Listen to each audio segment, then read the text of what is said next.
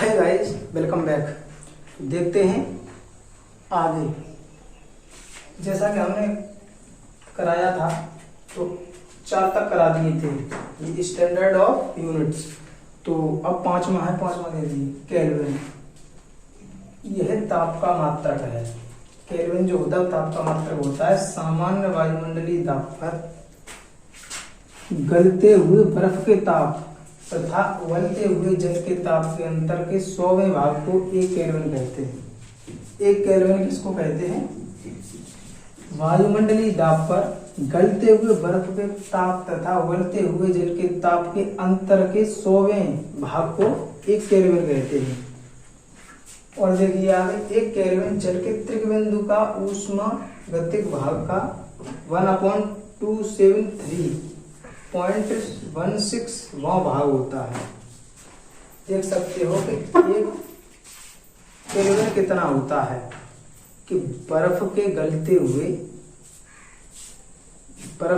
गलते हुए ताप तथा उबलते हुए जल के ताप के अंतर के 100वें भाग को हम कहते हैं 1 केल्विन। ठीक है। अब देखिए कैंडेला, हल्का हल्का समझते जाइए। ये एग्जाम में तो नहीं आएंगे लेकिन फिर भी आप लोग समझ लीजिए। लेकिन इतना याद रखिए कि ये केल्विन जो है ताप का मात्रक है। कैंडेला ज्योति तीव्रता का मात्रक है। मोल पदार्थ की मात्रा का मात्रक है। ठीक है। तो 6वां देखिए कैंडेला, यह ज्योति की तीव्रता का मात्रक है। अर्थात एक कैंडेला कृष्ण का कहते हैं मानव स्रोत को। ठीक है। कृष्णिका के पृष्ठ के 1/6 लाख मीटर स्क्वायर क्षेत्रफल की पृष्ठ के लंबवत दिशाओं में ज्योति तीव्रता है। समझ सकते हो कि कृष्णिका मानव स्रोत के पृष्ठ के इतने मीटर स्क्वायर के क्षेत्र की पृष्ठ के लंबवत, इतना बड़ा कोई इतने मीटर स्क्वायर का कोई एरिया है, पृष्ठ है। ठीक है। उसके लंबवत, मान लो ये बोर्ड दिख रहा है आपको, व्हाइट बोर्ड, इसको पृष्ठ मान लीजिए और इसके लंबवत इस डायरेक्शन में क्या है, ज्योति तीव्रता कहलाती है। ठीक है। जबकि कृष्णिका का ताप प्लेटिनम के घनांक के बराबर है। उसका ताप जो है ना, प्लेटिनम में एक तत्व होता है उसके गलनांक के बराबर है। ठीक है। अब देखिए 7वां, मोल मतलब 1 मोल किसी पदार्थ की वह मात्रा है जिसमें उस पदार्थ के अवयवों की संख्या 12 ग्राम कार्बन में परमाणुओं की संख्या के बराबर हो। कार्बन के परमाणुओं की संख्या को अवोगाद्रो संख्या कहते हैं, जिसका मान होता है इतना। आप लोग समझ सकते हो। अर्थात हम कह सकते हैं कि 1 मोल क्या है। 1 मोल क्या है? 1 मोल किसी पदार्थ का वह मात्रा है उस पदार्थ के अवयवों की संख्या, जो पदार्थ है, तो उस पदार्थ की बात कर रहे हैं हम, जिस पदार्थ की मतलब 1 मोल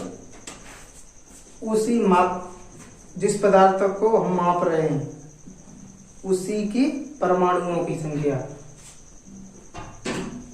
उसके अवयवों की संख्या। ठीक है। किसके बराबर होती है? 12 ग्राम कार्बन के परमाणुओं की संख्या के बराबर। अब कार्बन के परमाणुओं की संख्या कितनी होती है? 6.02 × 10⁻23। तो हम कह सकते हैं इतनी 1 मोल की संख्या होगी। ठीक है। अब 3 मतलब 7 स्टैंडर्ड ऑफ यूनिट 7 पूरे करा दिए। ठीक है। अब जो 2 पूरक मात्रक थे सप्लीमेंट्री यूनिट, उनको देखिए। पूरक मूल मात्रक, ये है पहला है रेडियन। ठीक है। यह तली कोण है। देखिए रेडियन एक कोण का मात्रक है। कोण और घन कोण, एक तली कोण होता है और एक ठोस कोण होता है। तली कोण होता है वो सिंपल कोण होता है। ठीक है। उसका कोण कहलाता है, उसके कोण का मात्रक होता है क्या? रेडियन। एक रेडियन वह तली कोण है जो वृत्त की त्रिज्या के बराबर लंबाई का चाप उस वृत्त के केंद्र पर आंतरित करता है। जैसे ये तली कोण जो वृत्त की त्रिज्या है, मान लो ये वृत्त का ही तो होता है, ये वृत्त होता है इस प्रकार का, तो इस बिंदु पर ये कोण इस तरह से बना रहा है। तो इस वृत्त की ये त्रिज्या ही तो होगी इस त्रिज्या के बराबर ही चाप बनाता है, उसको कहते हैं। ठीक है, इस वृत्त की त्रिज्या के बराबर चाप का कोण अंतरित करता है इस सिलेंडर पर। ये हो गया तली कोण, ये है तली कोण। ठीक है, अब है स्टेरेडियन, ये होता है घन कोण का यूनिट। यह घन कोण सॉलिड एंगल का मात्रक है। एक स्टेरेडियन वह घन कोण है जो गोले के पृष्ठ का वह भाग जिसका क्षेत्रफल गोले की त्रिज्या के बराबर है, बराबर और गोले के केंद्र पर अंतरित करता है। देखिए घन कोण का मात्रक होता है क्षेत्रफल बट्टे दूरी का वर्ग। Silent please. ठीक है, तो डी ओमेगा जिसको प्रदर्शित करते हैं और D A upon D R square, मतलब ये सॉलिड एंगल को दिख रहा है घन कोण। ये आपने कभी आइसक्रीम खाई है तो आइसक्रीम का ये जो कैप की तरह होती है, इस प्रकार से होती है उसकी। तो यहाँ कहीं ये कोण बन रहा है, इसको कहेंगे घन कोण। तो घन कोण का ये फॉर्मूला होता है क्षेत्रफल बट्टे दूरी, दूरी का वर्ग। देखिए ये स्क्वायर होता है, ये क्षेत्रफल दिख रहा है, ये क्षेत्रफल डी ए। इस डी ए जो क्षेत्रफल इस एंगल सॉलिड एंगल पर अंतरित करता है, तो ये सॉलिड एंगल बराबर होगा ये क्षेत्रफल बट्टे ये दूरी दिख रही है ना, इसका वर्ग का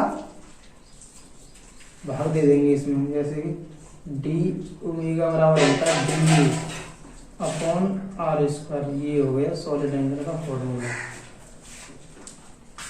तो आई होप आपको ये क्लियर हुआ होगा।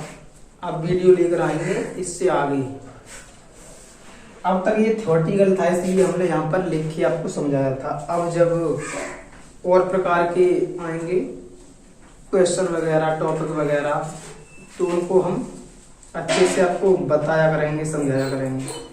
ये हमने थ्योरेटिकल था इसलिए बोर्ड पर समझाया था। Thank for watching. वीडियो को लाइक शेयर सब्सक्राइब चैनल को कीजिए। Thank you.